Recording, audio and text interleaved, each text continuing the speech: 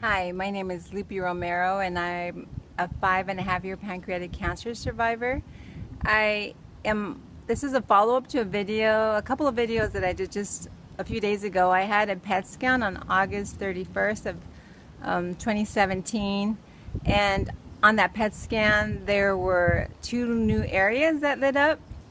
I have an area that they've been keeping an eye on the liver, and that didn't light up, but they're still keeping an eye on that. And then also there was an area where my original tumor was that involves the mesenteric artery and the mesenteric vein, and that's inoperable. And they're keeping an eye on that too, because sometimes there's enhancement and sometimes there's not. But with my PET scan, there are two new areas. There's an area in the pancreas that lit up, and there's an area in my liver that lit up. They're both small areas, but the fact that they lit up, now there's concern.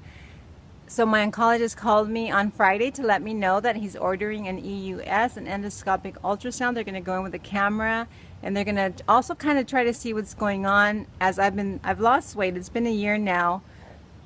I went from like 152 pounds to down to 111, and then I went up to 115, and I've pretty much maintained that weight. But I'm excited because today I weighed myself and I weighed 119, so I'm really excited about that. I never imagined that I'd be excited about gaining weight. But the issue that I'm having is that food goes right through me. People misunderstand. They think I'm not hungry. Well, I'm starving all the time. But my body cannot process fats. It cannot process sugar. It cannot process roughage, like fruits, raw fruits and vegetables. My body won't process that. So I try to eat white rice and high protein, non-fat meats.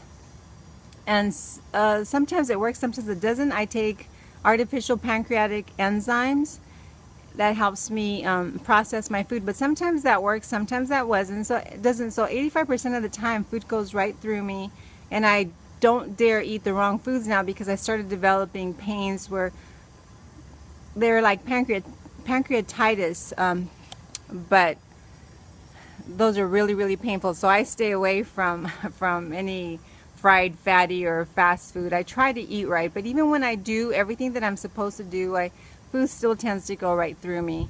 So, but I still try. I take my shakes, and I make my shakes, and I try to eat. I graze throughout the day, and most of the time I'm starving. Most of the time I'm really, because my body doesn't store energy. Most people, you can go hours without eating from morning to night, and then you might feel a little bit lightheaded. But with me, my body does not store any foods or anything. So every 2 hours I'm hungry, and every 2 hours I have to eat some protein, because otherwise I get all, I'm not diabetic, but I feel like I feel like I'm drunk. When I get really tired, I just don't make any sense.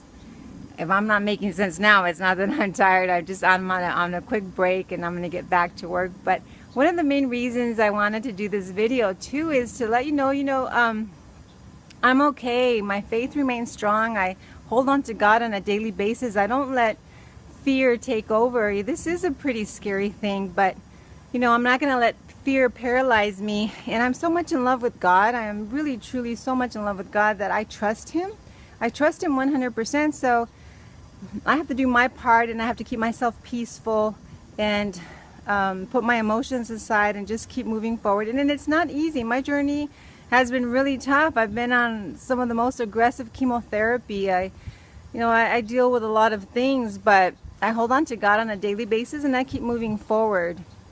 And also, so far, I've been a mystery. The doctors keep guessing this or that will happen, and so far those things haven't happened, because only God knows, and that's what I hold on to. And again, with these new areas, I have no idea what's going to happen.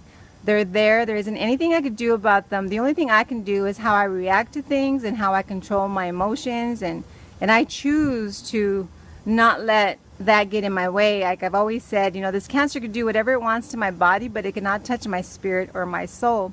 I enjoyed my son. He came, and I gave him a big hug and a kiss. He's 28. He moved to New York No, I would say maybe 8 months ago, 7, 8 months ago. But then another amazing thing happened, and he didn't want me to share with my family or friends yet until, he was ready to. But he met Isaac a year ago, and so they got married. They got married just a couple weeks ago. So I'm really excited. I have a new son-in-law, my new son. So I'm really, really excited. I have my sons. Lewis is my oldest, Richard is my middle son, and Robert, and I'm very, very much, I'm so grateful for my sons, and I love them so much, and I'm so proud of them. And now I have Isaac, so I have 4 sons, and I'm really excited about that. And I'm thankful. I'm thankful that my son found somebody to spend the rest of his life with.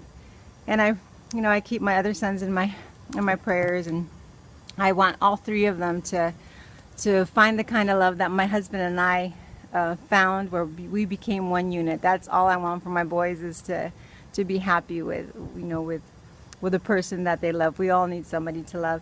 But anyway, I better get back to work. And so I just wanted to update this video, and most of all, thank you all for your thoughts and prayers. My intentions are always to respond to each person, but this journey keeps unfolding. I go through these different phases, and I'm strong, but I'm also fragile. So I have to listen to my emotions. I have to go with wherever the day takes me. And I get so emotional and inspired when I read my posts and texts and people call me, and I'm just so grateful. But sometimes I can't respond. I start responding, and then I get overwhelmed, and then I've got to back away. But so that's the main reason I wanted to do this video, is to tell you how grateful I am and how thankful I am, and to have you in my life. And please keep the prayers and keep the messages coming. They lift me up, and I pray that I can lift you up too. I keep you in prayer. I know that a lot of my friends and family are going through a lot of hardships. It might not be cancer, but it doesn't matter the form, the hardships, the pain, physical, mental, whatever, it's still the same. It's still the same struggle. So I pray for you. I pray for you on a daily basis. And do not let fear paralyze you. You just have to keep moving. You just constantly keep moving forward, and keep planning things, and keep enjoying life. And so I have so many things coming up that I'm excited about, different events and things like that. So, but anyway, I better get back to work, and I just wanted to tell you how much I love you and how much I appreciate you. And I'll update everybody when I have my EUS, and then also when I see my oncologist. I just want to know that I'm okay, and I take one day at a time, one moment at a time, one breath at a time, and I hold on to God on a daily basis, and I'm grateful, constantly grateful. God bless, and I love you.